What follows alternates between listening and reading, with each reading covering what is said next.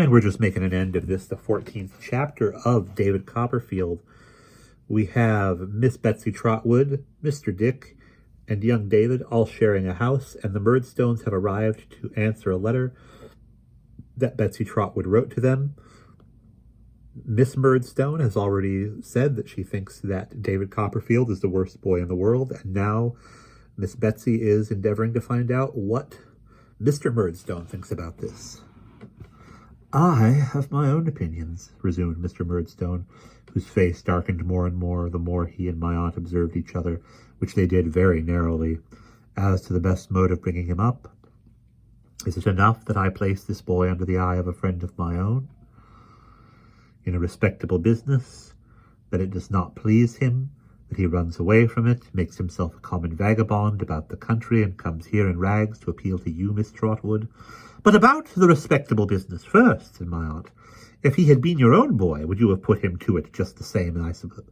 You would have put him to it just the same, I suppose?" "If he had been my brother's own boy," returned Miss Murdstone, striking in, "his character, I trust, would have been altogether different."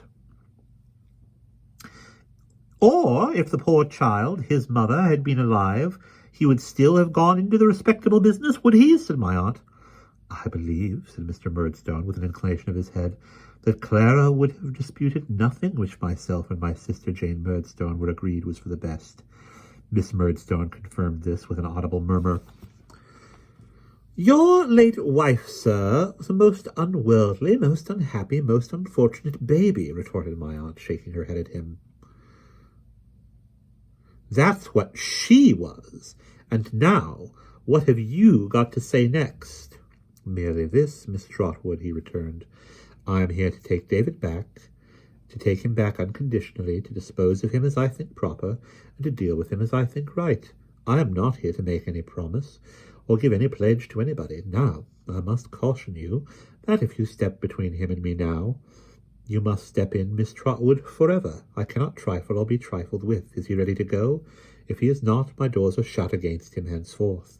To this address my aunt had listened with the closest attention, sitting perfectly upright with her hands folded on one knee and looking grimly on the speaker. "And what does the boy say?" said my aunt. "Are you ready to go, David?" I answered no, and entreated her not to let me go, and I begged and prayed my aunt to befriend and protect me for my father's sake. "Mr. Dick," said my aunt, "what shall I do with this child?" Mr. Dick considered, hesitated, brightened, and rejoined, "Have him measured for a suit of clothes directly." "Mr. Dick," said my aunt triumphantly, "give me your hand, for your common sense is invaluable." Having shaken it with great cordiality, she pulled me toward her and said to Mr. Murdstone, "You can go where you like. I'll take my chance with the boy. If he's all you say he is, at least I can do as much for him then as you have done. But I don't believe a word of it." "Miss Trotwood," rejoined Mr. Murdstone, shrugging his shoulders as he rose, "if you were a gentleman."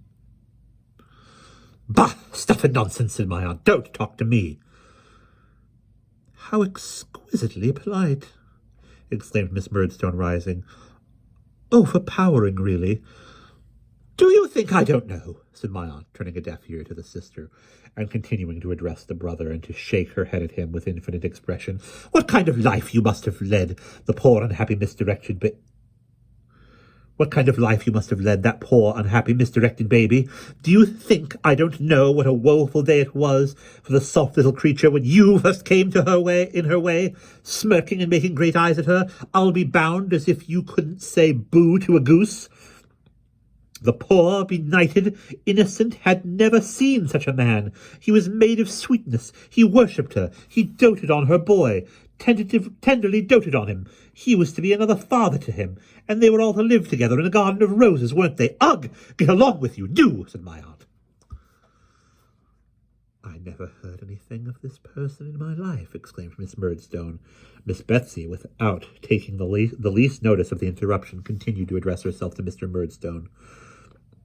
"Mr. Murdstone," she said, shaking her finger at him, "you were a tyrant to the simple baby, and through the best part of her weakness, You gave her the wounds she died of. There is the truth for your comfort, however you like it, and you and your instruments may make the most of it.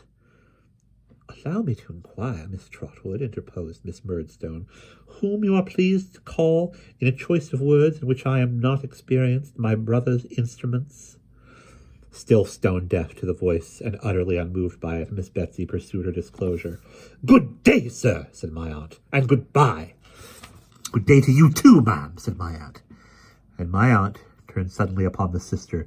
"Let me see you ride a donkey over my green again, and as sure as you have a head upon your shoulders, I'll knock your bonnet off and tread upon it." It would require a painter, and no common painter, too, to depict my aunt's face as she delivered herself of this very unexpected sentiment, and Miss Murdstone's face as she heard it. But the manner of the speech, no less than the matter, was so fiery that Miss Murdstone, without a word in answer, discreetly put her arm through her brother's and walked haughtily out of the cottage. My aunt remaining in the window looking after them, prepared, I have no doubt, in case of the donkey's reappearance, to carry her threat into instant execution. No attempt at defiance being made, however, her face gradually relaxed and became so pleasant that I was emboldened to kiss and thank her, which I did with great heartiness, and with both my arms clasped round her neck. I then shook hands with Mr. Dick, who shook hands with me a great many times, and hailed this happy close of proceedings with repeated bursts of laughter. "You'll consider yourself guardian, jointly with me, of this child, Mr. Dick?" said my aunt. "I shall be delighted," said Mr. Dick, "to be the guardian of David's son." "Very well," returned my aunt. "That settled, I have been thinking, do you know, Mr. Dick, that I might call him Trotwood?" Certainly, call him Trotwood, certainly," said Mr. Dick. "David's son, Trotwood."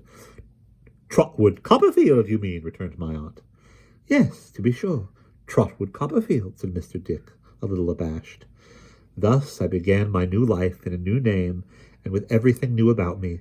A curtain had forever fallen on my life at Murdstone and Grinby's. No one had ever raised that curtain since. No one has ever raised that curtain since. I have lifted it for a moment, even in this narrative, with a reluctant hand, and dropped it gladly. The remembrance of that life is fraught with so much pain to me, with so much mental suffering and want of hope, that I have never had the courage even to examine how long I was doomed to lead it. Whether it lasted for a year, or more or less, I do not know. I only know that it was, and ceased to be, and that I have written, and there I leave it.